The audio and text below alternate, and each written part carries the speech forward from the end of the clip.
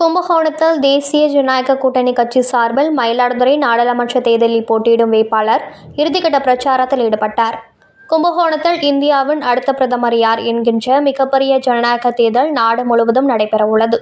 இதில் 7 கட்டங்களாக நடைபெறும் தேர்தலில் தமிழகத்தில் முதல் கட்டமாக வாக்குப்பதிவு ஏப்ரல் 19ஆம் தேதி நடைபெறுகிறது. இதனையடுத்து வாக்குப்பதிவிற்கான இறுதிக்கட்ட பணிகளை தேர்தல் ஆணையம் தீவிரப்படுத்தியுள்ளது. அதே நேரத்தில் வேட்பாளர்களும் தங்களது இறுதிக்கட்ட பிரச்சாரத்திற்காக களமிறங்கியுள்ளனர். இந்நிலையில் தேசிய ஜனநாயக கூட்டணி கட்சி சார்பில் பாட்டாளி மக்கள் கட்சி சார்பில் போட்டியிடும் வேட்பாளர் ம.க. ஸ்டாலின் பழைய மீன் மார்க்கெட் அருகில் இறுதிக்கட்ட பிரச்சாரத்தில் ஈடுபட்டார்.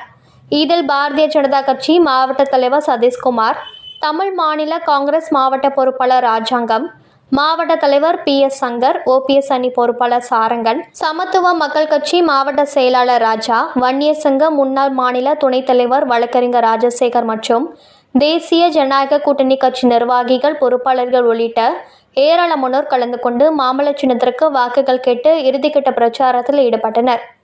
இத்தகவலை நமது செய்தியாளர் ரமேஷ் கும்பகோணத்திலிருந்து தெரிவித்துள்ளார்.